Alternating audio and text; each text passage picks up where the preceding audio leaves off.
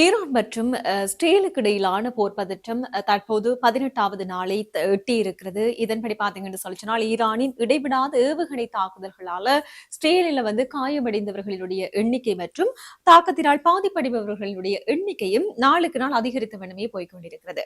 குறிப்பாக நேற்று முன்தினம் பாத்தீங்கன்னு சொல்லி சொன்னால் 142 பேர் தாக்குதல்ல காயமடைந்து பல்வேறுபட்ட மருத்துவமனைகள்ல அனுமதிக்கப்பட்டு அவர்கள் சிகிச்சை பெற்று வருவதாகவும் சொல்லப்பட்டிருக்கிறது. இதுல காயமடைந்தவர்கள் 3 பேரினுடைய நிலைமை மிகவும் கவலைக்கிடமாக உள்ளதாகவும் சொல்லப்பட்டிருக்கிறது. அதே மாதிரி 134 பேர் லேசான சாதாரணமான காயங்களோட சிகிச்சை பெற்று வருவதாகவும் ஆஸ்திரேலிய சுகாதார அமைச்சகத்தினால் அதிகாரப்பூர்வமாக வெளியிடப்பட்டுள்ள அறிக்கையில் சொல்லப்பட்டிருக்கிறது. அதுவும் நேற்று தினம் பாத்தீங்கன்னு சொல்லிச்சுன்னா அந்த அறிக்கை வெளியிடப்பட்டிருக்கிறது.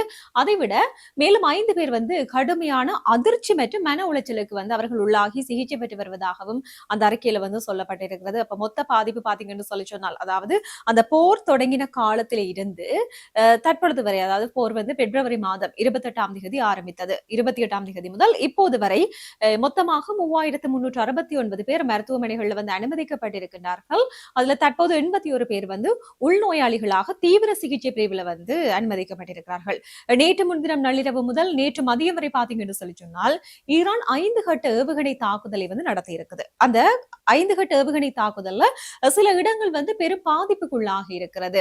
ரிசோன் லெட்சியோன் என்ற இடத்துல பாத்தீங்கன்னு சொல்லி சொன்னால் அந்த தாக்குதல்ல குடியிருப்பு கட்டிடம் ஒன்றின் மீது பெரிய ஏவுகணை தாக்குதல் நேரடியாக பாய்ந்திருக்குது. அதனால பெரும் சேதம் ஏற்பட்டிருக்குது அங்க. அதே மாதிரி ஜெருசலேம் நகரத்தை பாத்தீங்கன்னு சொல்லி சொன்னால் கிழக்கு பகுதியில விழுந்த அந்த ஏவுகணை சிதறல்களால பல வீடுகள் மற்றும் வாகனங்கள் சேதமடைந்திருக்குது. அதோட இந்த தேசிய நூலகத்துக்கு அருகிலேயும் சிதறல்கள் விழுந்திருக்கிறது.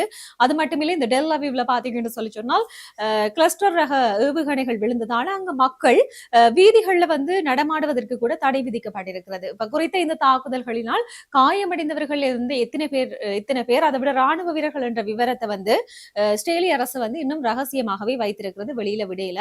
அதே மாதிரி ஈரானினுடைய ஏவுகணைகள் இப்போது வரும் ராணுவ இலக்குகளை தாண்டி இஸ்ரேலினுடைய முக்கிய நகரங்களின் மைய பகுதிகளை தாக்க ஆரம்பித்திருக்கிறது.